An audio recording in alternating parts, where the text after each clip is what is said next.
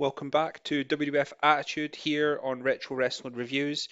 I am here battling through career mode as Mankind, coming off our first 6 wins and on quite the winning streak as I head into my old rival from Warzone, Headbanger Mosh.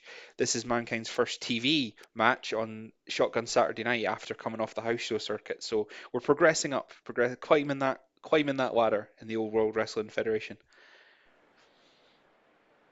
No entrances this time. Let's get to the good stuff. Kane lets me think clearly. I think. Be warned, my boy. You're about to enter the mosh pit.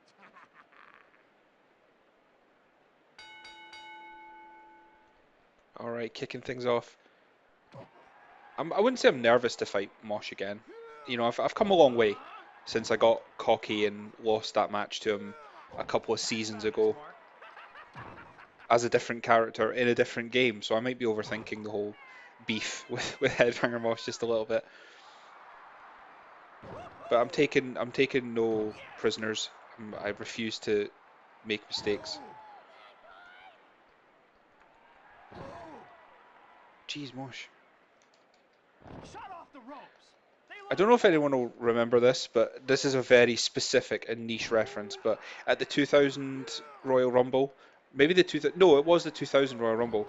In his pre-match promo, The Rock was asked who he's worried about coming up against, and obviously the assumption was he was going to say Kane and the Big Show because that was the story going into the match, was that those three were the favourites.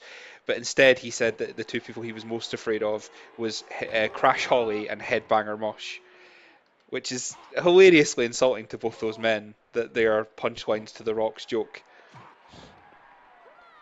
And rightfully so, because Mosh, the Headbangers at that time, January 2000, they were in that era where they were wearing big, pointy, Madonna-style bras, and were going for the shock value, which was kind of their thing their whole career. They used to dress as Marilyn Manson and that kind of thing. Mosh doesn't know where he is. Kick him. Kick him. I'm doing well here. I'm pleased with my progress.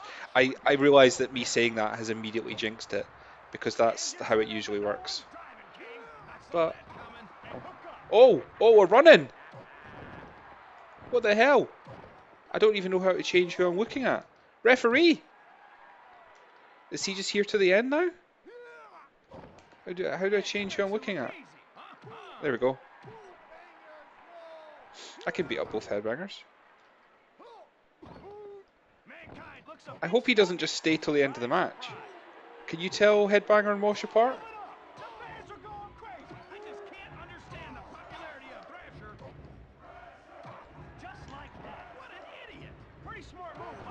Okay, I think that's Thrasher. I'm fighting them both off. I'm fighting them both. Handicap match. Let's do it. I'm not afraid of no headbangers. Bring it. Okay, it looks like he's leaving. Because his nameplate's just disappeared from the bottom of the screen, so I assume that means he's leaving.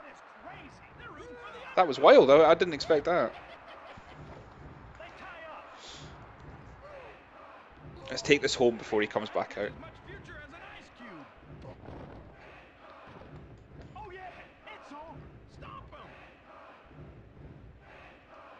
Mandible Claw. I didn't expect to run in. That was a lot to handle.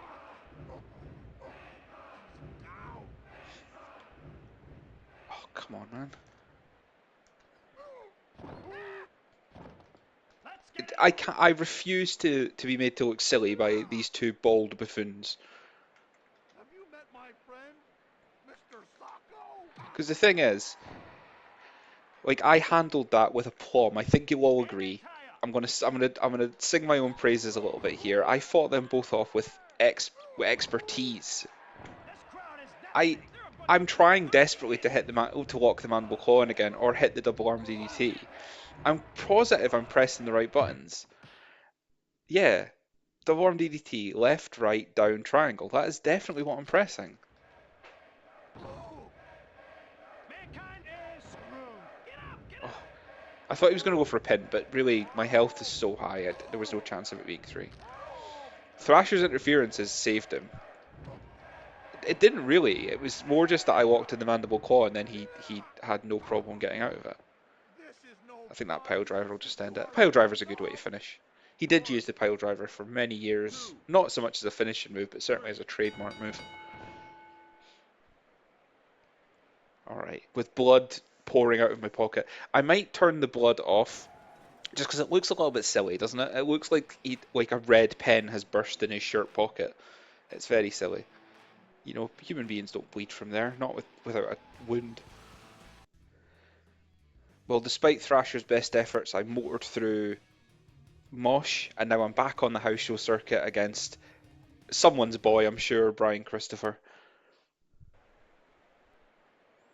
If I had $1 for every time my skull got caved in by a steel chair, I could take Uncle Paul out to dinner. I'm just too sexy for words.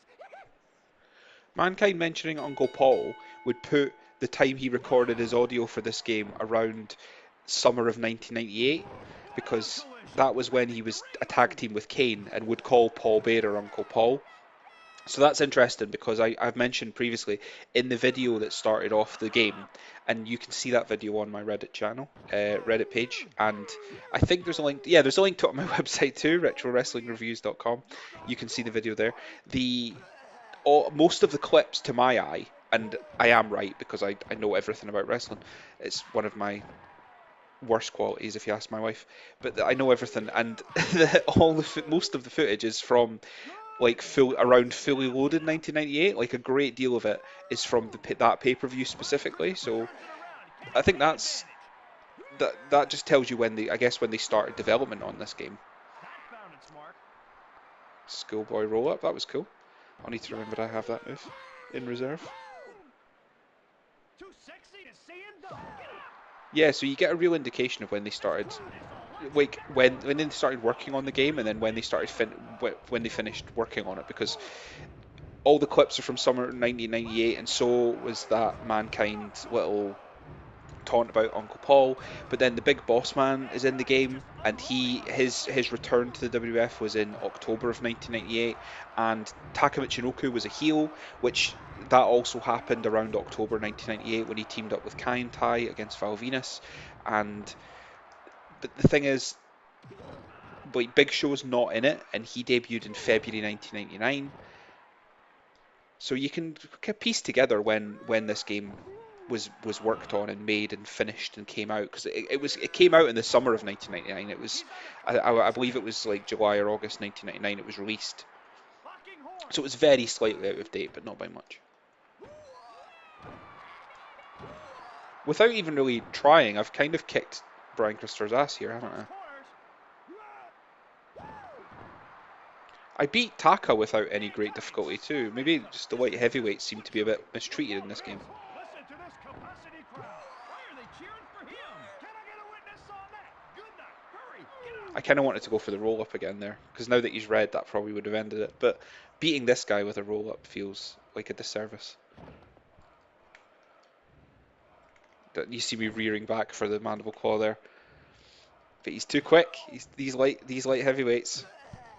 Just like that. This is gonna get ugly, Shane. Let's fight him. Fight fire with fire. High flying move on a light heavyweight. Oh, he moved. He moved out the way. High drama here on the house show circuit. Jockeying for position. I have him beat. Like I'm messing around here because I'm trying to beat him with like the right move, but I could have just pinned him quite a few minutes ago.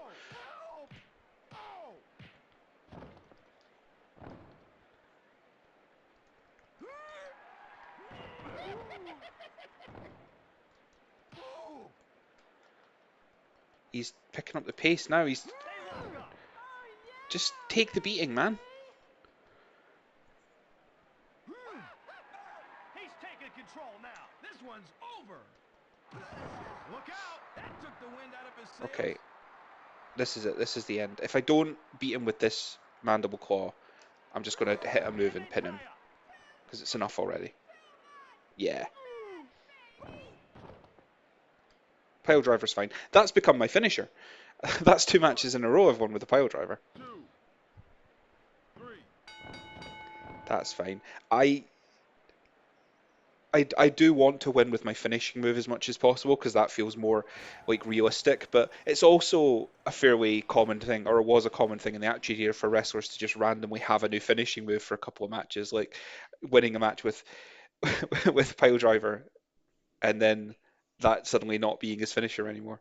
That's very Attitude Era, as everyone was just trying new stuff and testing new things out all the time.